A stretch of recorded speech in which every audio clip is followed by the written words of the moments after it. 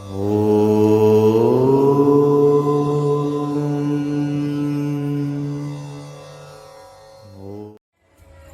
నమస్కారం. ఈ మన శ్రీ ఛానల్ ప్రతిష్టాత్మకంగా ప్రారంభిస్తున్నటువంటి దైవ దర్శనం అనేటువంటి కార్యక్రమానికి ఈరోజు మనం మొదటగా మన లోకద్ బాంధవుడు, ఆపద్ బాంధవుడు, అనాథ రక్షకుడు అయినటువంటి కలియుగ ప్రత్యక్ష దైవం శ్రీ కళ్యాణ వెంకటేశ్వర స్వామి వారి ఆలయం కోనసీమలో ఉన్నటువంటి ఐనివిల్లి మండలంలో నల్లచెరువు గ్రామంలో అతి పెద్ద ఆలయాన్ని ఇక్కడ నిర్మింపచేశారు. దాని యొక్క విశేషాలను గురించి మనం ఈరోజు ఈ శ్రీ ఛానల్లో ముందుగా దైవ దర్శనం అనేటువంటి కార్యక్రమం ప్రారంభించేటప్పుడు వెంకటేశ్వర స్వామి కళ్యాణాన్ని మనం అక్కడ వైభోగాన్ని ఏ విధంగా జరుగుతున్నాయి అన్నది మనం ఈ ఎపిసోడ్లో మనం చూద్దాం. ఓకేనా? Let's welcome. ఇది 2 ఎకరాల స్థలంలో ఉన్నటువంటి సువిశాలమైనటువంటి ఆలయ ప్రాంగణం. ఇది ఇక్కడ ధ్వజస్తంభం మనకి కనిపిస్తోంది. ఇక్కడ లోపల వెంకటేశ్వర స్వామి దేవేరులతో సైతంగా ఇక్కడ వేంచేసి ఉన్నారు. ఇక్కడ మనకి ఇక్కడ పక్కన కనిపిస్తోంది. ఇది శ్రీ పద్మావతి వెంకటేశ్వర పద్మావతి కళ్యాణ మండపం. ఈ కళ్యాణ మండపాన్ని ఇప్పుడు నూతనంగా నిర్మింపజేస్తున్నారు. ఈ మధ్య కాలంలో ఒక 2 సంవత్సరాల క్రితం నుంచి ఈ యొక్క ఆలయం చాలా ప్రసిద్ధి పొందింది. ఈ నిర్మాణం జరిగి కూడా 2 సంవత్సరాలే అయ్యింది. ఈ 2 సంవత్సరాల్లోనూ ఇది అమితమైనటువంటి ప్రజాదరణ పొందింది. భక్తులందరూ కూడా ఇక్కడ తలనీలాలు సమర్పించుకోవడం, అలాగే పిల్లలు తులాభారం, ఇటువంటి కార్యక్రమాలన్నీ కూడా ఇక్కడ నిర్వహిస్తున్నారు. అలాగే వెంకటేశ్వర స్వామి అంటేనే కళ్యాణం గుర్తొస్తుంది. కాబట్టి ఇక్కడ ఈ చుట్టుపక్కల ఏదైనా సరే కళ్యాణాలు మనకి అమలాపురంలో ఉన్నటువంటి శ్రీ వెంకటేశ్వర స్వామి యొక్క ఆలయంలో జరుగుతూ ఉండేవి. అయితే ఇప్పుడు ఈ నల్లచెరువు గ్రామంలో, ఇంత చిన్న గ్రామంలో ఇంత పెద్ద ఆలయం నిర్మింపచేశారు. ఈ నిర్మింపచేసినటువంటి ఆలయంలో కళ్యాణాలు జరగడానికి వీలుగా ఇక్కడ కళ్యాణ మండపం కూడా ఇక్కడ నిర్మించడం జరిగింది. ఈ కళ్యాణ మండపం ఇక్కడ 2 అంతస్తుల కళ్యాణ మండపం ఇక్కడ నిర్మించడం జరిగింది. ఇది ఇంకా నిర్మాణ దశలో ఉంది. పూర్తిగా ఇక్కడ ఇంకా మనం ఇలా ముందుకు వెళ్తే ఇక్కడ మనకి ప్రతి శనివారం స్వామివారికి ప్రత్యేక అర్చనలు, అభిషేకాలు, వాటితో పాటు భక్తులందరూ కూడా స్వామివారి దర్శనానికి బారులు తీరుతూ ఉంటారు. ఇక్కడ దర్శనం పూర్తయిన తర్వాత ఇక్కడ పక్కనే ఉన్నటువంటి మనం ఇప్పుడు భోజనశాలలోకి వెళ్తున్నాం. ఈ భోజనశాలలో ప్రతి శనివారం కూడా అన్నదానం జరుగుతుంది. ఇప్పుడు కోవిడ్ కారణం చేత కొంచెం జనాలు తక్కువగా ఉన్నారు. కానీ దగ్గరగా ప్రతి వారం కూడా ఒక 1000 మంది వరకు ఇక్కడ భోజనాలు చేస్తూ స్వామివారి ప్రసాదాన్ని తీసుకుంటూ ఉంటారు. ఇక్కడ భోజన వితరణ అనేది జరుగుతోంది.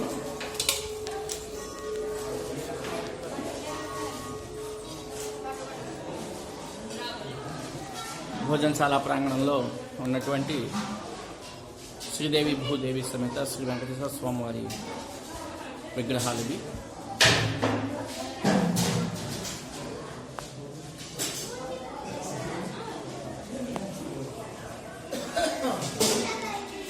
అతి తక్కువ కాలంలో భక్తులందరినీ ఆకట్టుకున్నటువంటి ఆలయంగా మన ఈ వెంకటేశ్వర స్వామి ఆలయం అతి కుగ్రామమైనటువంటి నల్లచెరువు అనేటువంటి ఈ గ్రామంలో అసలు ఒక గ్రామం ఉందనేటువంటి విషయం కూడా చాలామందికి తెలియదు. ఇటువంటి గ్రామంలో ఇంత పెద్ద ఆలయాన్ని నిర్మింపజేశారు. ఇది భక్తులకి ఎంతో అదృష్టంగా భావించాలి. వెంకటేశ్వర స్వామి భక్తులు ఇక్కడ నిజంగా దీన్ని కోనసీమ తిరుపతి అని చెప్పొచ్చు, అంతటి ప్రాముఖ్యం ఉంది. ఇంకా మనం ఆలయంలోని విషయాల గురించి ఇక్కడ అర్చకుల్ని అడిగి మనం తెలుసుకుని మిగతా వివరాలు మీకు అందజేస్తాను. ఇక్కడ ఆలయ ధ్వజస్తంభం, ఇక్కడ బలిహరణ పీఠము. ఈ ధ్వజస్తంభం చూడండి, ఆకాశాన్ని తాకుతున్నట్టుగా అంత ఎత్తుకి ఉంది. చాలా చక్కగా శాస్త్రోక్తంగా వాస్తుపరంగా కూడా అన్ని విధాల ఉండేటటువంటి నైపుణ్యంతో అంటే వాస్తుశిల్పుల్ని పిలిపించి మరి ఇక్కడ ఆలయాన్ని కట్టించారు. చాలా భక్తి శ్రద్ధలతోటి ఆలయాన్ని నిర్మించినటువంటి దాతలందరూ కూడా, ఎవరైతే ఆలయాన్ని నిర్మింపజేశారో వారందరూ కూడా వెంకటేశ్వర స్వామి వారి మీద నిశ్చలమైనటువంటి భక్తితోటి ఆ నమ్మకంతో స్వామివారికి ఇక్కడ ఆలయాన్ని నిర్మింప చేయాలి ఎలాగైనా సరే అనేటువంటి ఉద్దేశంతో ఇక్కడ ఆలయాన్ని నిర్మించడం అనేది జరిగింది. అనుకున్న దానికన్నా ఇంకా అత్యద్భుతంగా నిర్మింపచేశారు. ఇక్కడ చేస్తున్నటువంటి సపర్యలు కానీ సేవలు కానీ అత్యద్భుతం. ఈ దశభుజ లక్ష్మీ గణపతి ఆలయం, మనం ఆలయంలోకి అంతరాలయంలోకి మనకి ప్రవేశము ఉండదు కాబట్టి అక్కడ స్వామివారికి మనం కెమెరాతోటి వీడియో తీయకూడదు కాబట్టి మనం బయట నుంచే చూడాల్సి వస్తుంది. దశభుజ లక్ష్మీ గణపతి, ఇది స్వామివారి పక్కన ఉన్నటువంటి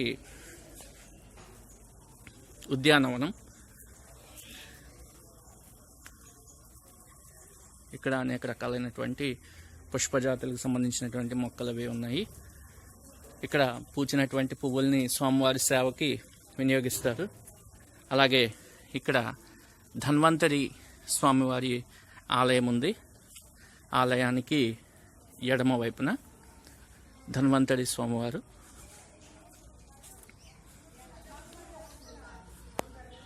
ఇదంతా కూడా ఆలయ ప్రాంగణం. 2 ఎకరాల స్థలంలో సొంత ఖర్చులతోటి ఇక్కడ ఆలయాన్ని నిర్మించడం జరిగింది.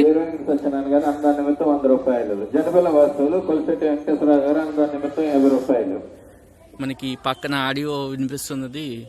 ఇక్కడ అన్నదానం జరుగుతూ ఉంటుంది ప్రతి శనివారం. ఈ శనివారం అన్నదానానికి సంబంధించి విరాళాలు ఇచ్చినటువంటి దాతలందరి పేర్లు కూడా ఇక్కడ చెప్పడం జరుగుతుంది. గణేశుల సత్యనారాయణ గారు వారి కుటుంబ సభ్యులు చేత నిర్మించబడినటువంటి ఈ ఆలయం ఈ చుట్టుపక్కల గ్రామాల్లో భక్తులందరికీ కూడా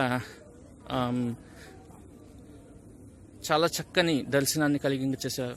ఎవరైతే తిరుపతి, చిన్న తిరుపతి, పెద్ద తిరుపతి, అలాగే మనకి అప్పనపల్లి లాంటి క్షేత్రాలకి అంత దూరం వెళ్ళలేని వాళ్ళకి స్వామివారిని ఇక్కడే మనకి దర్శింపచేసేటటువంటి భాగ్యం కల్పించారు ఇక్కడ.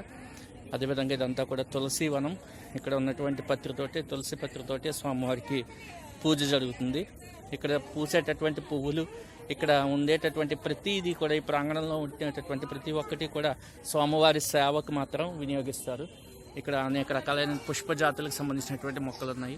ఇవన్నీ కూడా ఇందులో నుంచే మనం పువ్వుల్ని సేకరించి ప్రధాన అర్చకులు ఇక్కడ స్వామివారి పూజను చేయడం అనేది జరుగుతుంది.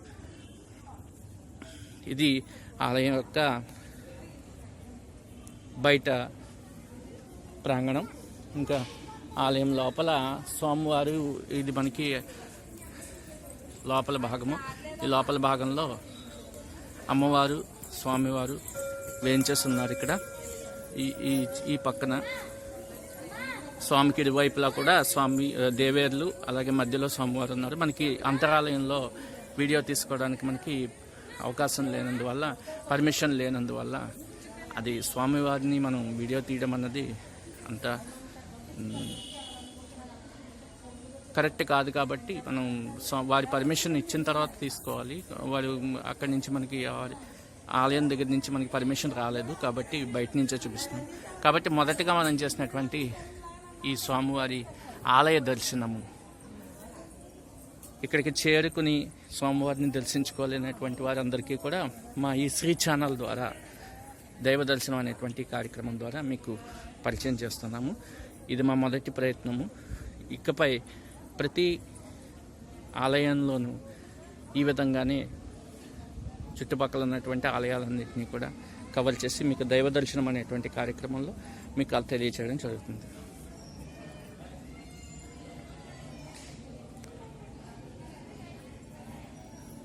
చక్కని శిల్పాలతోటి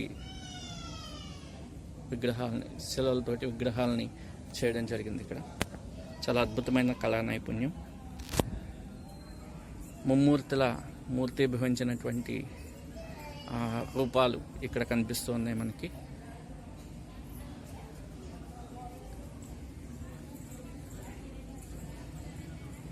ఈ విధంగా మనం ఈ దేవదర్శనం అనేటువంటి కార్యక్రమాన్ని మనం ఈ ఆలయంతో మొదలుపెట్టాము. ఇకపై మిగతా ఆలయాలన్నీ కూడా మనం కవర్ చేద్దాం. ఈ చక్కనైనటువంటి కోనసీమ ప్రాంతంలో ఇటువంటి గొప్ప ఆలయం ఉండడం మనందరికీ కూడా అదృష్టం. స్వామివారి దయ అందరి మీద ఉండాలని కోరుకుంటూ మీ శ్రీ ఛానల్ సుబ్రహ్మణ్య శర్మ.